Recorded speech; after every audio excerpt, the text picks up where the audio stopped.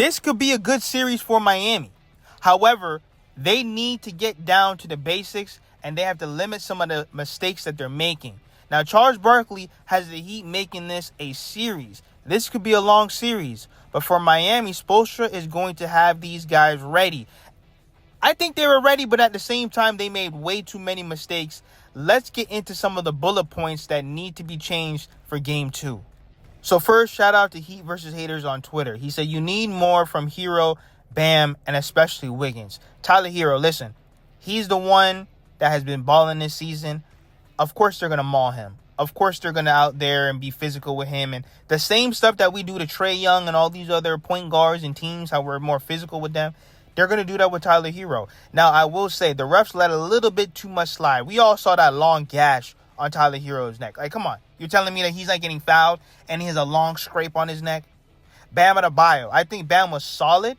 However, I just think to start the game, he's going to need to give me a little bit more on the offensive end. Get to the free throw line. Bro, Mobley only had like 9 points. He has to attack Mobley. He needs to attack Jared Allen. I told you guys, this is a Bam Adebayo series, and especially with Wiggins. Wiggins has to start posting these guys up. Max Strus. There's no way that you're telling me that you're at times that you have Max Strus, Darius Garland, and Donovan Mitchell on you, and you're not exploiting the mismatch. The playoffs is all about mismatches, and I'm going to need a little bit more from Wiggins. I'm not saying 40-point, 30-point Wiggins, but he has to be able to get to his spots, get to the free throw line, and use his size. Now, with the whole efficiency thing, I think the Miami Heat were decent on offense. Closer to the third quarter, fourth quarter-ish, they really started to slow down, and the offense got stagnant. Okay? The overall defense was terrible. I say that because you cannot allow the Cleveland Cavaliers to get second chance points. You cannot allow the Cleveland Cavaliers to get put back layups when all you guys have to do is box out. Box out and get the rebound. It's really not that hard. But you cannot allow Cleveland to get 2 and 3 and 4 chances to keep shooting the same 3 ball. You're going to lose. Especially when you guys have guys like Ty Jerome. Now, I know a lot of people are saying, well, who is this guy? He was really doing this all season. The Cleveland Cavaliers have one of the best offensive ratings, and they have one of the best defensive ratings. And I think that the Miami Heat were still able to hang in there. But the Miami Heat, they struggle on offense. And if you struggle on offense, you cannot be playing from behind the whole game. You can't. And especially on the defensive end, you need to start Davion Mitchell. I say that because you cannot allow Donovan Mitchell to get going. He looked too comfortable out there to start the game. He was getting to the cup. He's making mid-range shots. His 3-ball really wasn't hitting the whole game. Really more closer to the end of the game. But you cannot allow Donovan Mitchell to get comfortable. Darius Garland to get comfortable. Burks and Tyler were getting cooked out there. So you have to have Davion Mitchell out there. Why? Because then when you're having all these guards blow past Burks, blow past Tyler Herro, now you're putting Khalil Ware in a bad position. I know a lot of people were saying that Khalil Ware was terrible last night. I don't think so. I actually thought he was okay. He started off the game with 2 big blocks, but when you're constantly putting Ware in 2 versus 1 mismatches off the pick and roll, of course he's going to look bad. It is what it is. But you have to have Davion out there with Tyler to slow the guards down, to keep some of the guards in front of them, just so that Bam and Ware, they don't have to keep running around. Mind you, they got 2 7-footers behind them, dunking the ball, shooting the ball. There's just way too many defensive lapses going on. And with Tyler Herro being hunted, it is what it is. Tyler Herro, if you want to be this guy, if you want to be a 1-3 option on the Miami Heat, you're going to have to roll with the punches. Now, I know a lot of people were saying, oh, well, this is why we need to make the playoffs, because you have to give people experience. But Spo needs to play Larson and Jovic. There is no excuse.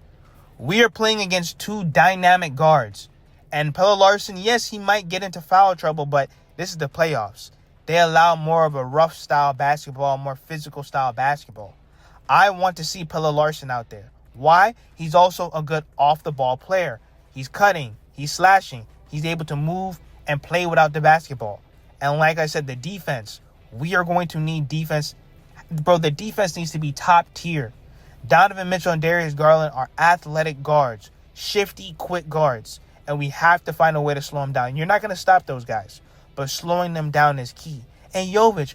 Why do we have Jovic on the roster if we're not going to play him? He's 6'10", 6'11". He needs to play in this series. I understand he had the hand issue and he's been out for a long time. But if he's suited up, I'm expecting him to be ready to go. Why do we have him on this roster? He's going to be up for an extension. If you're not going to utilize a 6'11" playmaker, and we also have to be able to combat with Cleveland's size.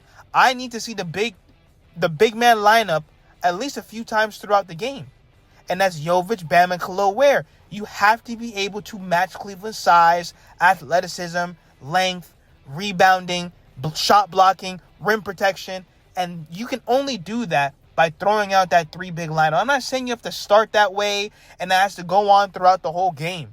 But I got to see Jovic. This team is way too small to have a 6'11" playmaker who is great in transition, who's a great ball handler. You have to have him out there. There's no excuse. I don't want to see Burks. I don't want to see Slow-Mo. They are not the Miami Heat's future. You guys told me, we need to go to the playoff to see what these guys can do. Spo needs to play them. There's no excuse to not play the young guys. There's no excuse. Now let's get into what Tyler Herro and Bam Adebayo had to say about Game 1 versus the Cleveland Cavaliers. Historically a good offense. Obviously they're number one in the East for a reason. I think we lack a lot of communication, just mental errors that we can cover up. I think obviously the 2 days in between will give us, time to watch film, have a practice, and then, clean up the things we need to clean up. We know what we need to clean up, and that's the beauty of a 7-game series. We can make some adjustments and clean things up. You got going early. Was there something they did to you? Was there something you stopped doing? Sort of 17 points first half, and obviously including a scoreless fourth. What happened late? I just got to continue to be aggressive, finding my spots. Obviously, they're denying me, picking me up full court, and just trying to make things tough. But we've faced that literally all year. So don't get me wrong. The refs were terrible. Tyler Herro was getting mugged out there, but that's called playoff-style basketball. It is what it is. You're never really going to be able to fully get away from that. Now, the refs were terrible because, look at this. You have Donovan Mitchell clearly pushing Duncan Robinson.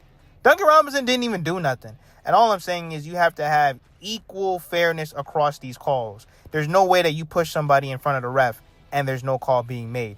Now, Bam Adebayo, bro, he had some smoke from Max Strus. Let's get into the video.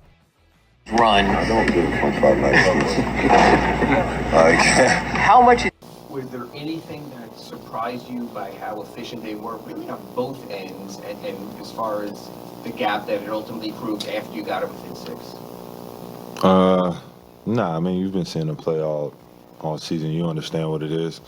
For us, I feel like it was the 14 turnovers.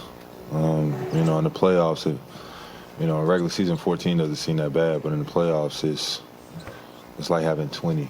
Now, when it comes to Tyler Herro, he is looking to prove his growth in the playoffs as he becomes eligible for a 3-year, $150 million extension on October 1st. He said, "I'm excited to see what they say about the extension and if they want me here as much as I want to be here." Now, once again, is Tyler Herro a number one option on a championship team? No, I don't think so. I think, however, he can still be impactful. I know that they're out there mugging him. They're out here pretty much trying to trap him, get the ball out of his hands, and make life difficult for him. But that's the playoffs. This is going to see how great can he be. Yes, the regular season was phenomenal. He was an all-star. He had back-to-back 30-point games in the play-in tournament, but now we are on the big stage. I want to see. I'm not saying he has to drop 40 and 50 points, but I want to see how he gets used to the physicality of playoff-style basketball. They're going to continue to do that to rattle him.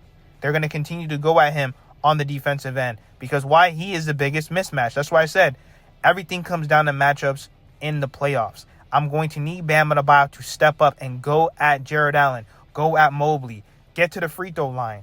I'm going to need Wiggins. He's going to have to back down guys like Max Strus, Donovan Mitchell, Darius Garland. He's going to have to use his size and athleticism when it comes down to the defense and the switches.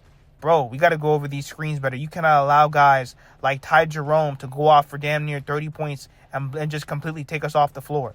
Same thing with Jovic and Pelle Larsson. I'm going to need Jovic to play. Pelle Larsson needs to play. There's no way that you have a 6'11 playmaker okay, that's on the court that can help you rebound with Bam Adebayo and Khalil Ware, and you're not going to play him. We have to see, what do we have in Jovic? If he's suited up, that means he's ready to go to me. Same thing with Larson. I know he's a rookie. However, he plays great without the basketball, and he's a great defensive guard. We're not going to be able to stop Donovan Mitchell and Darius Garland in game 2, but we got to be able to slow him down. Slow them down. And Davion Mitchell needs to start next to Tyler Herro. You can't allow Donovan Mitchell and Darius Garland to be completely just loose out there getting whatever they want, and then now you want to put in Davion Mitchell. No, it's too late. He's already in a rhythm. But let me know what you guys think in the comments. Hit that subscribe button, and thank you for all the support.